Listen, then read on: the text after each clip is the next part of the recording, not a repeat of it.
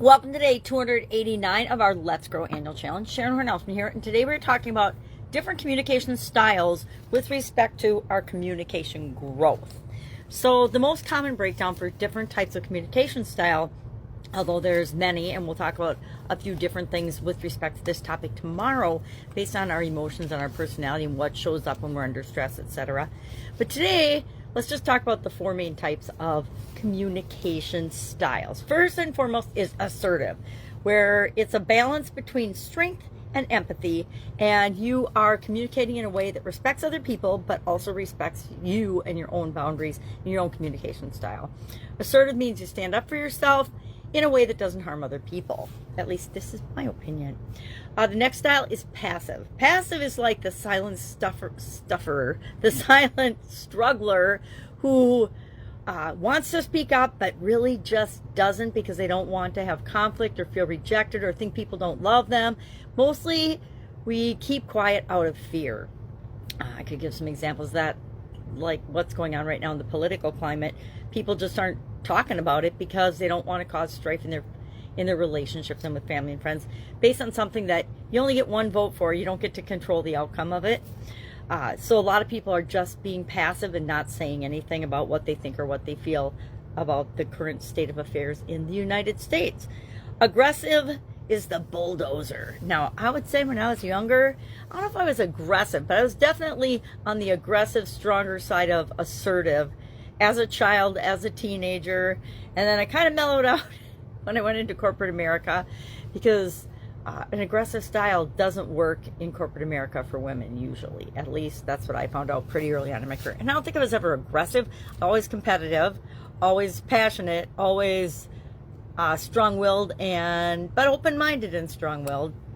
But that one's considered the bull in the china shop, which I have been accused of being, as well as the bulldozer. And I think bulldozer is probably the best way to describe an aggressive communicator. Sometimes they feel like a bully. Sometimes they do bully in their communication, which really tends to backfire and never really work out in the end, especially in group and team environments. And our fourth style is passive aggressive, where that's like the subtle saboteur. What comes to mind to me is President Biden going on national television for pretty much breaking his radio silence to say that Kamala Harris has been involved in everything that this administration has done, which is the exact opposite of what they're trying to do in her campaign. And so that is an example of a passive-aggressive move when it comes to something that just comes to mind that's recent. We've all been influenced and we've all been involved with each one of these different styles. Heck, we might even all have used these styles on a subconscious level or on a conscious level in different situations as we're communicating. But how do we know? Now, first, I want you to answer the question in the comments below. What is your predominant communication style right now? Is it assertive? Is it passive? Is it passive aggressive? Is it aggressive? Share in the comments below. Just one, just what it is most of the time. None of these are good or bad, right? It just means that we need to be adaptable and flexible when it comes to communicating with other people and building relationships, because people tend to respond most positively to people that communicate in a similar way to them. Not always true, but in many situations. So we want to be aware of what is our style and what is the style of people that we're around. I can tell you, in my family alone, we got all four styles. And we see all four styles in different situations all the time.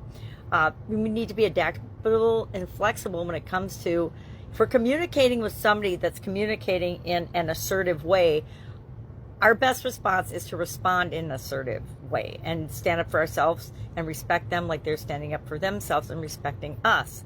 But we have to be adaptable. If we're dealing with an aggressive communicator and we're in a situation that is not appropriate, then we need to be able to confidently stand up to that and be flexible in our style, and maybe we need to put on a little more pressure with our communication. We need to be empathetic and listen attentively and understand what the other's perspective is. This is probably one of the most important things when it comes to communication and getting our message across is, are we paying attention Are we listening, or are we just waiting for our chance to talk? And then finally, clarity is important. We need to be clear, concise, honest, and authentic in our communication, no matter what style we are.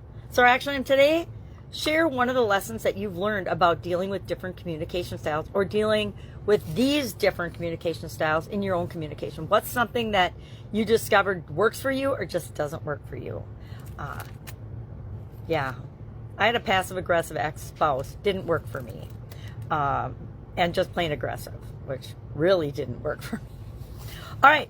Any questions, hit me up. Otherwise, we've got Vince's story and guide to the Let's Grow Annual Challenge private Facebook group page, so you can learn how the different styles impacted him, and his ability to adapt and be flexible with his own style gave him much better results than if he just was a bulldozer and only communicated in his one style, which that wasn't his, by the way. All right, any questions, ask. Otherwise, I'll be with you tomorrow. Have an amazing day, and we'll continue to talk about communication topics till we get to our growing process, and then we will pick an area, so you might as well start thinking about it, of communication that we want to grow in, a goal area we want to work on between now and the end of the year. All right, have an awesome day. I'll be with you tomorrow. Bye.